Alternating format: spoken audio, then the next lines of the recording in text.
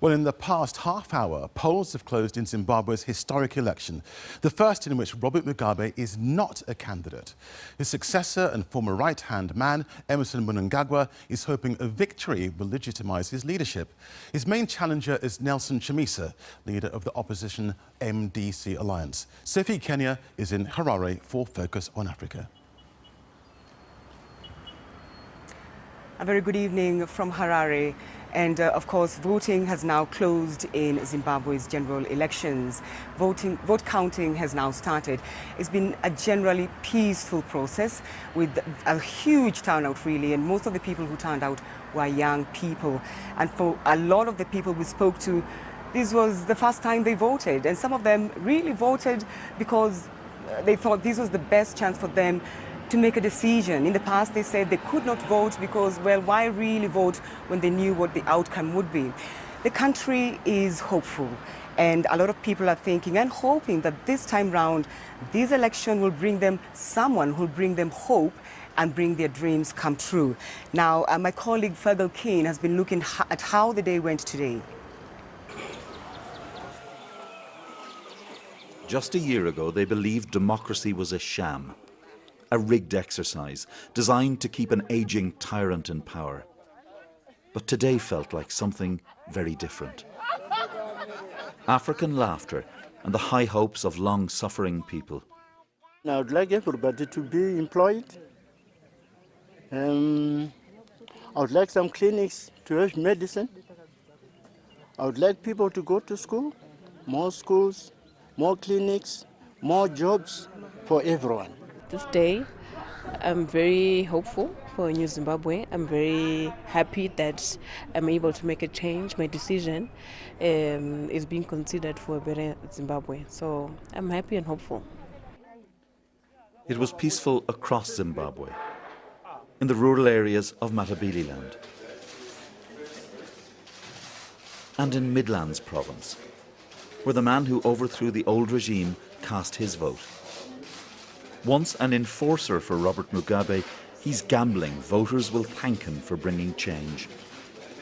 I'm happy that both the process for campaigning was peaceful. The voting today is peaceful. I have no doubt that the end process of the entire electoral process will remain peaceful.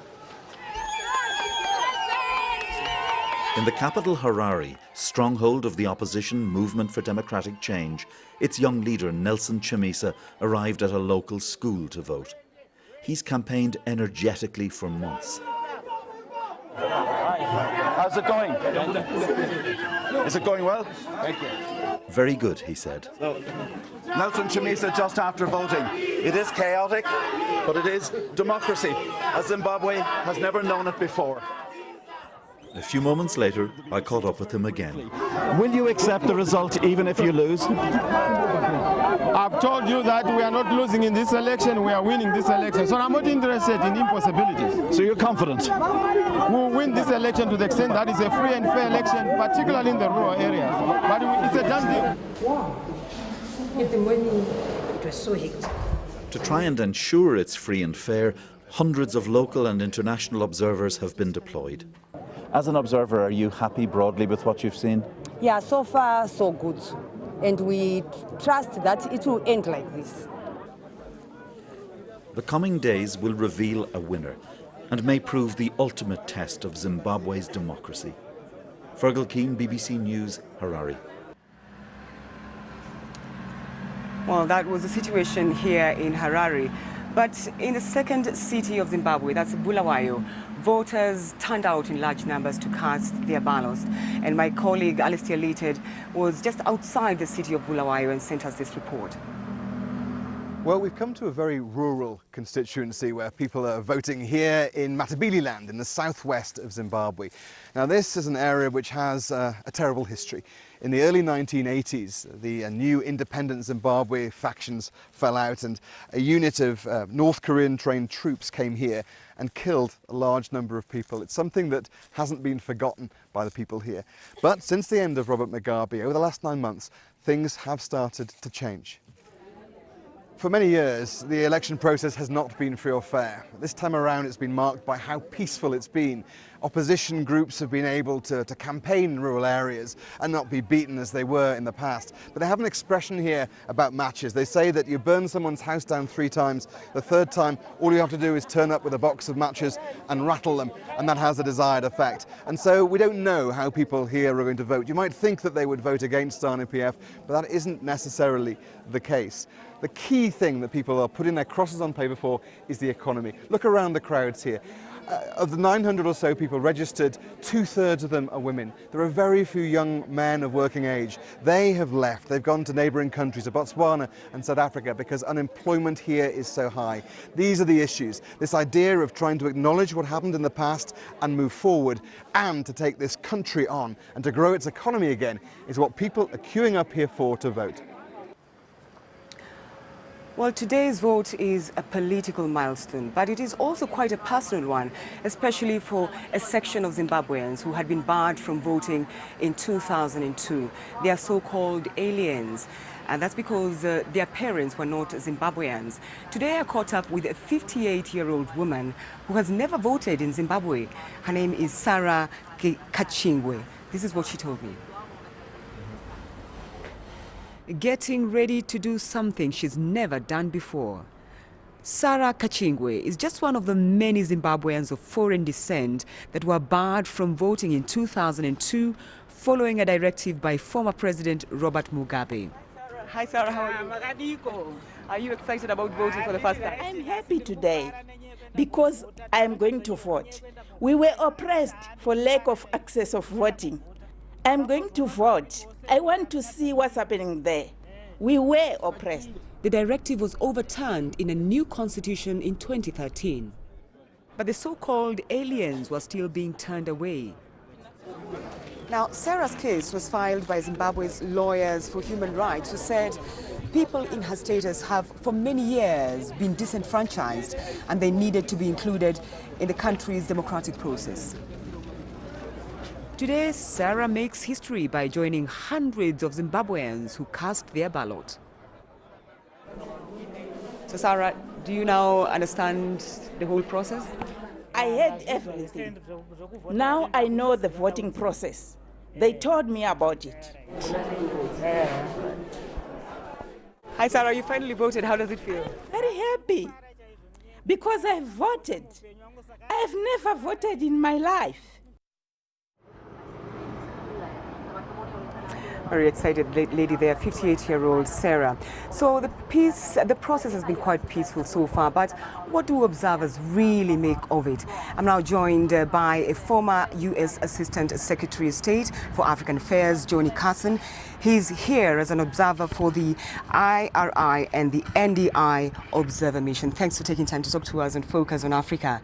What are your observations so far with the electoral process? Sophie, I've found this to be quite amazing. The turnout has been extraordinarily high, it has been enthusiastic, and I think it has been well organized.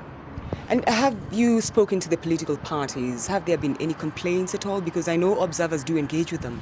We have engaged with the opposition and the government, not today, but certainly in the run-up to the election over the last several days. The delegation from the National Democratic Institute and the National Republican Institute have had an opportunity to speak with the president of the country, Emmerson Mnangagwa, and we've also had an opportunity to speak with a number of the leading candidates, including Nelson Chamisa and Joyce Majuru, as well as several others. Are they satisfied? Because the opposition had a few complaints. I think as of yesterday, there were concerns by the opposition about certain elements of the election. And I think those complaints should be taken very seriously. There's no doubt that there has been a substantial amount of progress in the management of these elections. The fact that I'm here as an international observer is a case in point.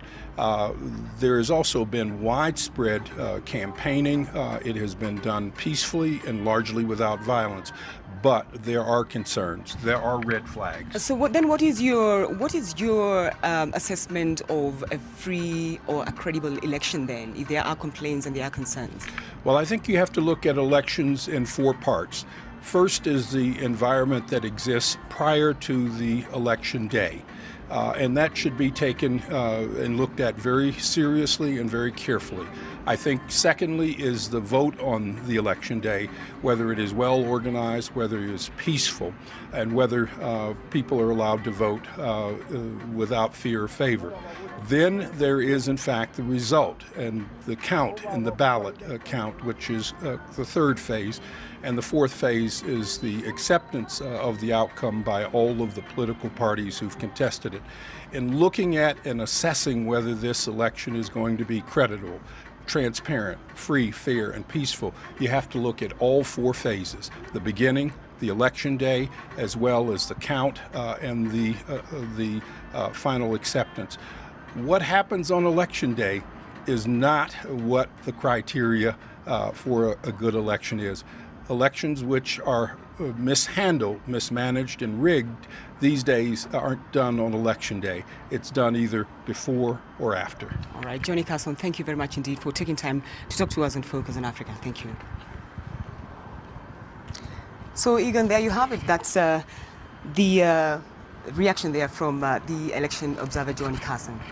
Historic times indeed, Sophie. One other story I wanted to ask you about first of all, before you go. The former First Lady, Grace Mugabe, has been stripped of diplomatic immunity in South Africa. Tell us a bit more about that.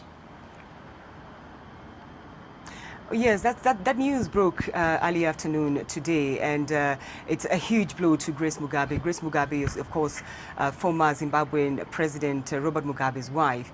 A South African court pushed aside her diplomatic immunity. She'd been given that immunity by a former minister, and it, of course, involves a case where it is alleged she assaulted a model in South Africa last year, and a court today said she does not deserve that immunity, and she was given that immunity apparently because she was the wife of a president. So a huge blow to Grace Mugabe. We don't know what the treaties are between the 2 countries in terms of extradition, but we'll wait to see what happens from now henceforth. Okay, Sophie, thank you so much.